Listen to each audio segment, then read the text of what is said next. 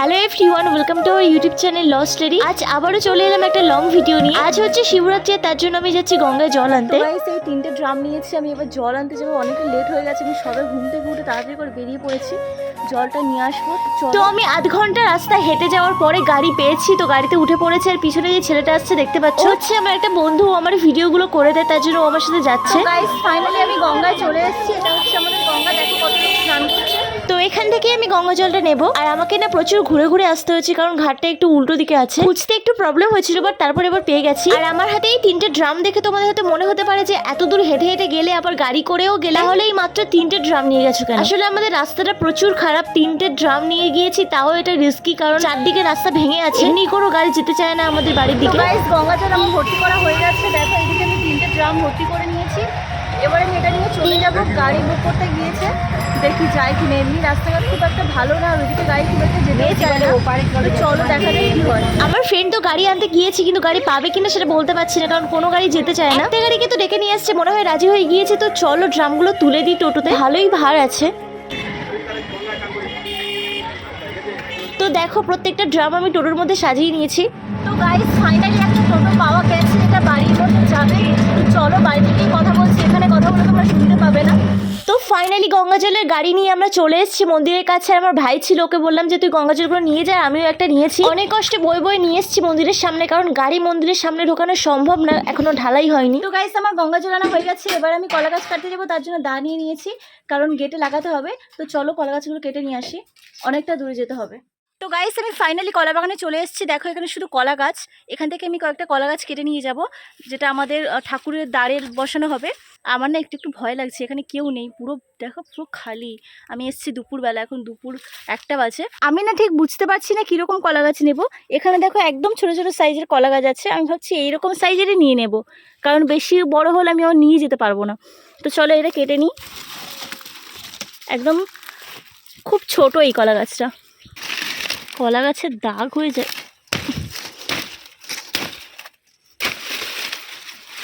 তো দেখো এখানে একটা কলা গাছ কেটেছি, এখনও টোটাল 7টা কলা গাছ কাটতে হবে। আমি তো আর ছোটো ছোটো কলা গাছ দেখতে পাচ্ছি না, সব বড় বড় কয়েকটা আছে, কিন্তু 8টা হবে কি বুঝতে পারছি না। তো চলো দেখি পাই কি না। একটা দেখতে পেয়েছি ভিতরে, অনেকটা ভিতরে, কিন্তু এখানে জঙ্গল, যাবো কি করে আমি সেটাই বুঝতে পারছি না। আমি এটা একটু সাইড করে রাখছি, চলো এই কলা গাছটা কেটে ফেলি। হয়েছে হয়েছে হয়েছে, হয়ে গেছে। এই ঝাড়টার মধ্যে আমি 3টে পেয়েছি। এবার সামনের দিকে আমি যাব, দেখো ওই সাইডটা একটা ঝাড় আছে, দেখি ওখানে পাওয়া যায় কিনা। আশা করছি পাওয়া যাবে, কারণ ওটাও অনেক বড় ঝাড়। কিন্তু একটাই প্রবলেম, আমি বাঁশবাগানের ভিতরে আছি, আর এখানে একটা কেউ নেই, আমার খুব ভয় করছে। শুধু তোমাদের সাথে বকতে বকতেই যাচ্ছি।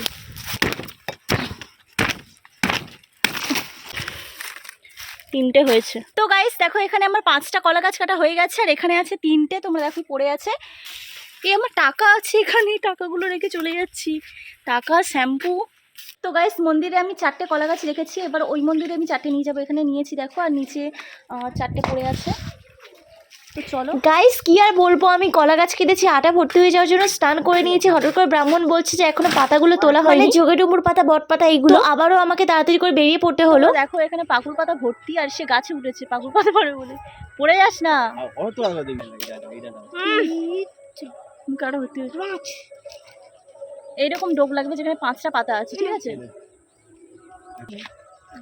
তো গাইস সেদিকে দেখো পাতা প্রচুর পেয়ে গেছি, আর আমাদের লাগবে না, এটাই এনাফ। তো চলো চলে আপু, আকশিটা নে, ও আকশি তো কাজে। চলো গাইস তোমরা জাস্ট আমাকে দেখো, আমি গাছে উঠে পড়েছি বট পাতা পাড়ার জন্য। আমি উঠেছিলাম খেজুর গাছে, দেখবে খেজুর গাছ জড়িয়ে অনেক বট গাছ, অশ্বত্থ গাছ থাকে, তো ওখান থেকে আমি বট পাতাগুলো পেরেছি, কারণ এখন বড় বড় গাছে বট পাতা, অশ্বত্থ পাতা কিছুই পাওয়া যাচ্ছে না, কারণ বড় গাছে এখন পাতা নষ্ট হয়ে গেছে। গাইস কারাও অশ্বত্থ গাছে উঠেছে, ওদেরকে দিয়েই ভাবছি পাড়িয়ে নেবো, আসতে বলছি শুনতে পেলে আর পারবি না।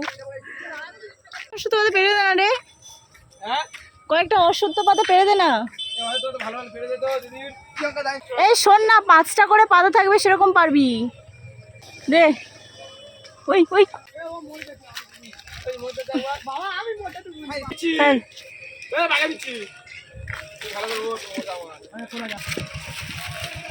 তো গাইস আমাদের পাতা পাড়া হয়ে গেছে, ওই ভাইগুলো পেরে দিয়েছে। যাই হোক ওরা উঠেছিল বলে, না হলে অত দূর তো আমরা কিছুতেই পারতে পারতাম না। এবার আমাদের শুধু যোগে ডুমুর পাতাটা পাড়া বাকি আছে, ওটা পারবো তাহলেই হয়ে যাবে। চলো গাইস দেখো এইটুকু যোগেনমূল পাতা পেয়েছি, তো এইটাই আমরা নিয়ে যাবো। এনা বট পাতা, যোগেনমূল পাতা, অশ্বত্থ পাতা। তো গাইস আমি ব্রাহ্মণকে সবকিছু দিয়ে দিয়েছি, যা যা পাতাটা তুলেছিলাম। আর এদিকে দেখো আমি রেডিও হয়ে গেছি। এবার আমি মন্দিরে যাব, মানে আমাদের দূরে যে মন্দিরটা ওখানে যাব, গিয়ে এবার মালাগুলো সাজিয়ে দেবো। এখনো মন্দির সাজানো হয়নি, কারণ আমি ওই কাজগুলো করছিলাম আর বাড়িতে সেরকম কেউ নেই এখন, কারণ দাদারা ফল টল আনতে গিয়েছিল, তো অনেক ব্যাপার ছিল। তো এবার চলো আমি মন্দিরে গিয়ে মালাগুলো নিয়ে যাই মন্দিরটা সাজানোর জন্য, চলো। তো এবার এই ফুলগুলো দেখো, এখানে ফুলগুলো টাঙানো আছে, এই ফুলগুলো নেব। এটা কিভাবে রেখেছে বলতো? হ্যাঁ অনেকগুলো আনলাম, তো যা পেয়েছি সব এনেছি। ফুলগুলো দেখো কাঁধে করে নিয়ে নিয়েছি, আমার ভাইও নিয়েছে। দেখি দেখা দেখা, এই ফুলগুলো নিয়ে নিয়েছে। তো চলো এবার মন্দিরে যাবো। আমার ঠিক হচ্ছে না, সব নিচে পড়ে যাচ্ছে, তো চলো।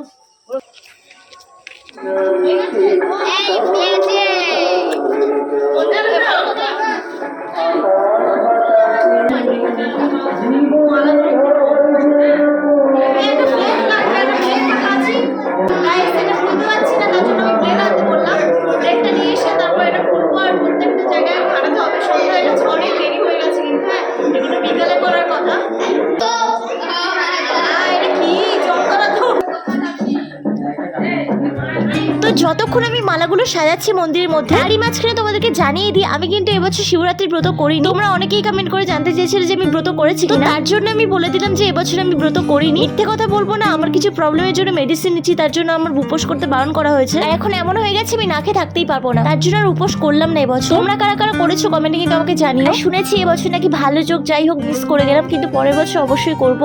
আমার মন্দির সাজানো হয়ে গেছে, তো তোমাদেরকে দেখাবো, চলো কিরকম সাজিয়েছি। সর সর, দেখো আমি এরকম সাজিয়েছি, যেরকম পেরেছি করেছি। তো চলো এই যা মালা বাকি আছে পিছনে দেখতে পাচ্ছ, ওই মালাগুলো ওই মন্দিরে নিয়ে যাব, মানে আমাদের বাড়ির মন্দিরে নিয়ে যাব। এটা এই সাইডে রেখে দেবো। চল চল চল চলে, দেরি হয়ে যাচ্ছে।